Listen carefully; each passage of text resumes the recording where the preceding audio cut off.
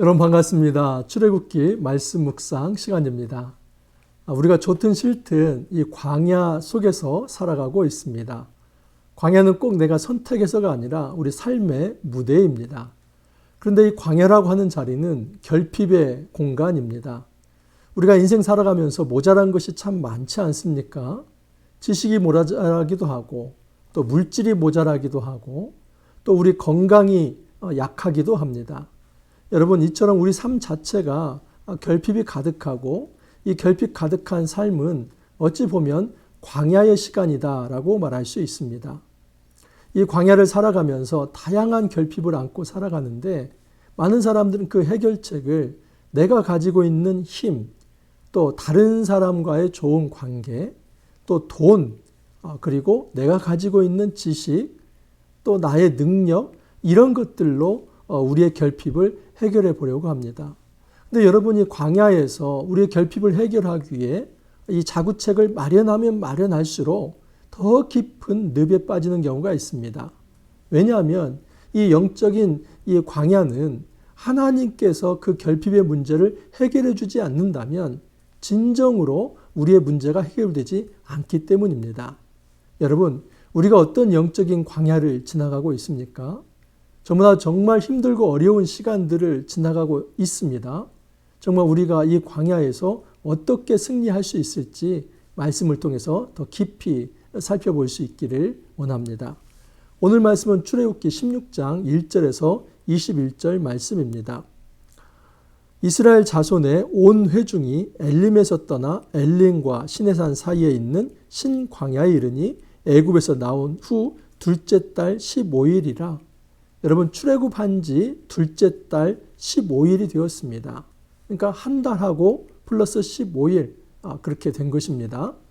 여러분, 이제 한 달여 조금 더 지난 이 시기에 많은 일이 있었습니다. 저번 시간에도 말씀을 드렸지만 그 마라에서 물이 쓰다고 해서 불평하지 않았습니까? 근데 이제는 신광야에 와서 또 애굽에 그 살았던 삶을 향수하면서 애굽으로 돌아갔으면 좋겠다. 이 광야에서 우리는 제대로 먹지도 못하고 특별히 고기를 먹지 못하고 그렇게 살아가고 있다. 그 불평과 불만이 쏟아져 나오고 있습니다. 여러분, 여기에 대해서 우리가 어떻게 생각할 수 있을까요? 어제 말씀에서 제가 말씀을 드렸던 것은 이 광야는 시험의 장소다라고 말씀을 드렸습니다.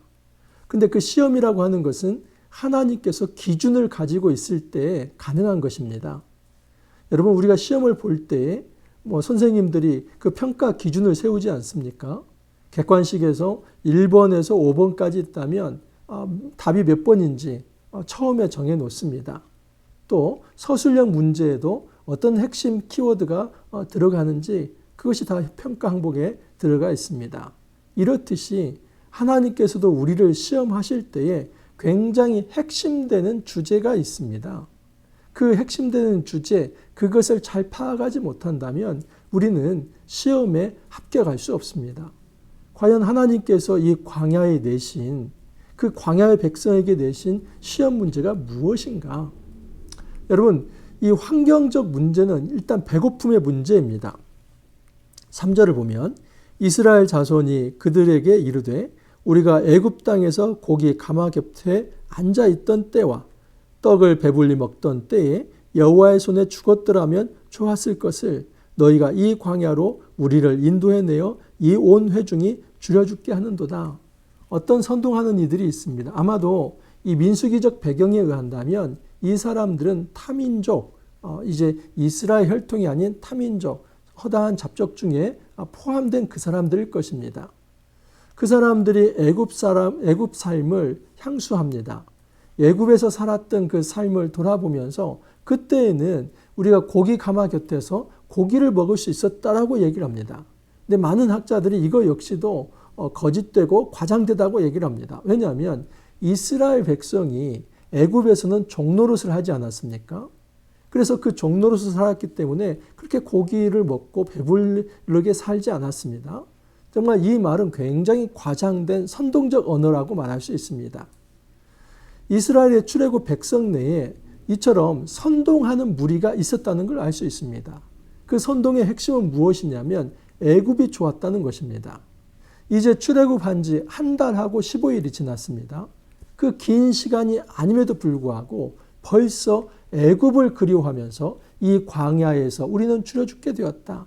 그 애굽에서 차라리 고기 먹다가 죽었으면 좋았을 텐데 하면서 이 환애굽 운동에 대한 어떤 선동을 하는 무리가 있었다 하는 것을 알 수 있습니다. 여기에 대해서 모세가 하는 이야기는 뭐냐면 이런 불평과 불만이라고 하는 것은 그 기저에 하나님에 대한 불신이 깔려 있다라고 얘기를 합니다. 이것은 인간에 대한 인간 지도자의 불신이 아니라는 겁니다. 모세가 잘못되었다. 지금 사실은 모세에게 불평을 하는 거지만 그 기저에는 모세 그 이면에 역사하시는 그 하나님에 대한 불신앙이 담겨 있다는 것입니다. 그래서 모세가 이렇게 이야기를 합니다. 7절입니다. 아침에는 너희가 여호와의 영광을 보리니 이는 여호와께서 너희가 자기를 향하여 원망함을 들으셨습니다. 우리가 누구이기에 너희가 우리에게 원망하느냐? 모세가 또 이르되 여호와께서 저녁에는 너희에게 고기를 주어 먹이시고 아침에는 떡으로 배불리시리니 이는 여호와께서 자기를 향하여 너희가 원망하는 그 말을 들으셨습니다. 우리가 누구냐? 너희의 원망은 우리를 향하여 함이 아니요 여호와를 향하여 함이로다. 모세가 지적하는 것은 이것입니다. 광야의 시험은 하나님을 신뢰하는가라는 것입니다. 여러분 사실 이 광야의 결핍이라고 하는 것은 환경입니다.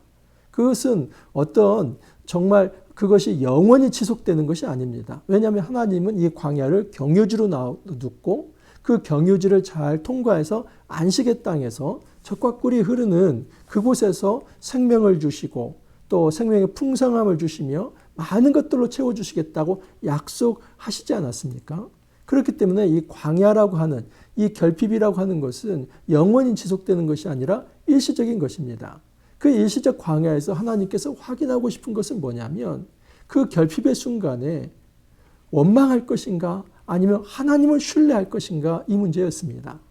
그런데 백성들이 하나님을 신뢰하기보다는 자기가 가지고 있는 재원과 자원의 결핍을 보면서 원망합니다. 모세가 얘기하는 것은 뭐냐면 이 환경을 놓고 원망하는 것은 단지 환경에 대한 불평 또는 이 환경을 만들어낸 그 사람에 대한 불평이 아니라 궁극적으로 하나님에 대한 믿음이 없다는 것입니다. 우리 삶 속에서 왜 원망이 생깁니까? 왜 우리가 불평하게 됩니까? 사실은 이제 아주 그 표면적인 것은 결핍의 문제입니다. 돈이 없기 때문이고, 건강이 약하기 때문이고, 관계에 불편함이 있기 때문이고, 먹고 마실 것이 없기 때문이고, 모든 환경이 열악하기 때문에 불평을 하는 겁니다. 그런데 그 불평하는 그것이라고 하는 것은 그 순간에 오히려 하나님을 찾아야 할 그 시험의 무대인데 하나님을 신뢰하지 않은 것이 더 본질적인 문제가 있다 하는 것입니다. 그래서 하나님께서는 이제 그들에게 그래 너희들이 배고프다고 하니까 이제 아침에는 만나를 내려주고 저녁에는 메추라기를 몰아주어서 너희들이 그 불평의 목소리를 내지 않게 하겠다라고 말씀을 하십니다.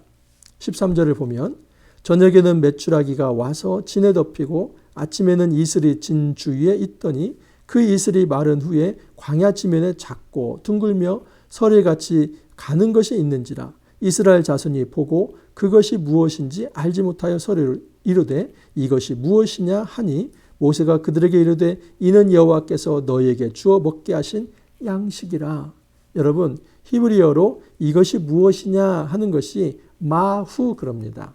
이 후하면 이것은 하고 마하면 무엇이냐 해서 이것이 무엇이냐 하는 것이 히브리어로 마후입니다. 근데 내일 본문에 보면은 이제 이 만나라는 이름이 등장하게 됩니다. 31절을 보면 이스라엘 자손이 그 이름을 만나라 하였으며 가시 같이 희고 맛은 꿀 섞은 과자 같았더라. 이 만나라는 말 자체가 마후에서 왔습니다. 다시 말해서 지금 이 하나님께서 광야에서 공급해 주시는 거, 그 가시 같고 이제 작은 어떤 이제 그 씨앗 같은 그런 것들입니다. 이제 그런 것들인데 그것이 무엇인지 처음 보는 것입니다. 그래서 이것이 무엇이냐 했는데 그것이 이름이 된 것입니다. 마후 했는데 그것이 이제 70인경에서는 만나라고 그렇게 한 것입니다. 여러분, 그것이 무엇입니까? 그것은 하나님께서 하늘에서 내려주신 하늘의 양식이다라고 말씀을 합니다. 요한복음 6장에 의하면 이 예수님께서 오병이의 기적을 일으킵니다. 그것도 역시 광야이지 않습니까? 광야에서 많은 사람들이 말씀을 듣기 위해 나왔습니다. 근데 줄여 죽고 되었습니다. 근데 그것을 불쌍히 여기시고 예수님께서 보리떡 5개와 물고기 2마리를 가지고 5,000명을 먹이십니다. 그 먹이신 대단한 정말 기적의 사건인데 그 기적의 사건을 가지고 예수님이 하시는 말씀은 뭐냐면 내가 바로 구약의 하나님께서 이스라엘을 만나로 매출하기로 먹이셨던 것처럼 내가 보리떡 5개와 물고기 2마리 이걸 가지고 이제는 이 많은 사람들을 먹인 하늘의 양식을 공급하는 진정한 생명의 공급자다 하는 것을 이야기합니다. 그래서 예수님께서는 자기를 생명의 양식이다라고 말씀을 합니다. 내 살을 먹어라. 내 피를 먹어라. 마셔라. 그러면 너희가 영원히 살 것이다. 그 영생을 약속을 합니다. 여러분, 이 광야의 시험은 이처럼 하나님께서 우리에게 하나님을 온전히 바라볼 것인가 그것을 묻는 시험입니다. 배고픔이 있을 때, 우리가 건강이 약할 때, 정말 정신적으로 너무 힘들고 또 관계성에서 문제가 생길 때 여러분 그 환경의 종이 되지 않기를 바랍니다. 환경에 매여서 환경의 종이 된다면 하나님은 보이지 않고 그 불평의 늪에 빠져서 결국은 하나님을 떠나게 됩니다. 그 불평의 늪에서 빠져나오는 단 한 가지 방법은 하늘을 바라보는 것입니다. 하나님을 바라보는 것입니다. 하나님께 무릎을 꿇는다면 하나님께서는 그곳에 만나를 주시고 메추라기를 주시면서 이 광야에서도 살아갈 수 있도록 돌보시겠다는 것입니다. 우리 하나님께서는 억지의 하나님이 아닙니다. 무모하신 분도 아닙니다. 분명히 이 광야는 결핍의 자리라는 것을 하나님도 알고 백성도 압니다. 그리고 그 결핍의 순간에 정말 어렵고 힘든 것을 토로할 수 있습니다. 그러나 하나님께 간구한다면 하나님께서 그 광야에서도 먹이시겠다라고 얘기를 합니다. 근데 한 가지 조건이 있습니다. 그것은 자족과 절제의 마음입니다. 17절을 보면 이스라엘 자손이 그같이 하였더니 그 거둔 것이 많기도 하고 적기도 하나 오멜로 되어 본즉 많이 거둔 자도 남음이 없고 적게 거둔 자도 부족함이 없이 각 사람은 먹을 만큼만 거두었더라. 모세가 그들에게 이르기를 아무든지 아침까지 그것을 남겨두지 말라 하였으나 그들이 모세에게 순종하지 아니하고 덜어는 아침까지 두었더니 벌레가 생기고 냄새가 난지라 모세가 그들에게 노하니라. 지금 이 광야의 시험은 날마다 하나님을 바라보게 하는 시험입니다.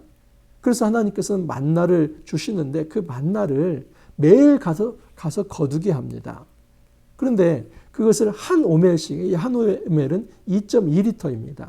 근데 이 하나님을 신뢰하지 못하는 사람은 내일에 만약에 이 만나가 없다고 한다면 어떻게 되냐? 그때 되면 우리 굶어 죽는 거 아니냐? 거둘 때 이 한 오멜이 아니라 2오멜을 거두자. 그래서 한 오멜을 먹고 한 오멜이 남아 있습니다. 근데 다음날 아침 보면 그게 다 벌레 먹어서 이제 그걸 먹을 수 없는 그런 양식이 된다는 것입니다. 하나님께서 말씀하시는 건 뭐냐면 매일매일 하나님을 바라며 하나님을 의지하며 하나님 말씀에 순종하면서 그렇게 살아간다면 하나님께서 그 매일의 양식을 채워주겠다는 것입니다. 그런데 내일 하나님이 도와주실지 모르겠다는 생각 속에서 오늘 욕심을 낸다면 그 탐욕이 그 사람의 남은 양식, 잉여 양식을 다 벌레 먹게 하겠다는 것입니다. 여러분, 우리의 삶 속에서 이 자족이라고 하는 것은 탐욕을 절제할 때 생기는 겁니다. 이 탐욕이라고 하는 것, 욕심이라고 하는 것은 불신에서 생기는 겁니다. 하나님께서 나를 채우신다. 하나님께서 나의 삶을 매일매일 이끌어 가신다는 그 확신이 있다면 그렇게 욕심껏 거두지 않아도 됩니다. 왜냐하면 내일도 하나님께서 채우실 것이기 때문입니다. 하지만 하나님을 신뢰하지 않는 순간 마음에 욕심이 찾아들게 되고 그 욕심은 절제하지 못합니다. 그래서 잉여 양식을 많이 축적하고 쌓아둡니다. 그러나 그 모든 잉여 양식을 하나님께서 좀 먹게 하겠다 그렇게 말씀하시지 않습니까? 여러분, 이 광야는 결핍의 공간입니다. 이 결핍의 공간, 광야에서 우리가 어떻게 살아가야 할까요? 딱 한 가지입니다. 너희들이 하나님만 신뢰하는가? 너희들이 하나님의 말씀에 순종하는가? 그것을 물어보는 것입니다. 여러분, 이 광야에서 아무리 열악하고 또 아무리 결핍이 있고 아무리 힘들다 할지라도 우리가 불평과 불만을 터뜨리면서 그 불신의 자리에 나아가지 않기를 바랍니다. 그 불신 때문에 탐욕이 생기고 그 불신 때문에 또 절제하지 못해서 내가 가지고 있는 것을 축적하려다가 하나님께서 치시는 그것을 우리가 그런 해를 받지 않기를 바랍니다. 우리가 날마다 하나님 앞에 무릎 꿇고 날마다 하나님 앞에 의지하고 순종하며 정말 주님을 믿음으로써 하루하루 하나님께서 이끄시는 그 놀라운 섭리를 날마다 경험할 수 있기를 간절히 소망합니다. 함께 기도합니다. 주님 감사합니다. 우리가 광야를 살아가지만 날마다 하나님께서 저희들을 먹이시고 입혀주시니 감사합니다. 주님, 작은 결핍의 환경에 저희들 불평, 불만을 터뜨리지 않게 하옵소서. 불신하면서 하나님을 신뢰하지 않는 그런 우를 범하지 않게 하옵소서. 오직 하나님을 깊이 신뢰하면서 날마다 공급하시는 그 하나님의 사랑과 긍휼과 인도를 체험하며 이 광야에서 넉넉히 승리할 수 있도록 주님 축복하여 주옵소서. 감사하고 예수님 이름으로 기도하옵나이다. 아멘. 이제 본격적으로 주말에 추석 명절이 시작됩니다. 여러분, 추석 명절에도 제가 월요일부터 금요일까지 이 묵상 해설을 하겠습니다. 그 이유는 이제 시작한 지 얼마 안 됐는데 다시 추석 명절 쉬어가면은 흐름이 끊기기 때문입니다. 그래서 저도 좀 힘들긴 하지만 이 추석 명절에도 묵상 해설을 좀 나누도록 하겠습니다. 여러분도 같이 동참해 주시기를 바랍니다. 다음 주 월요일에 다시 찾아뵙도록 하겠습니다. 감사합니다.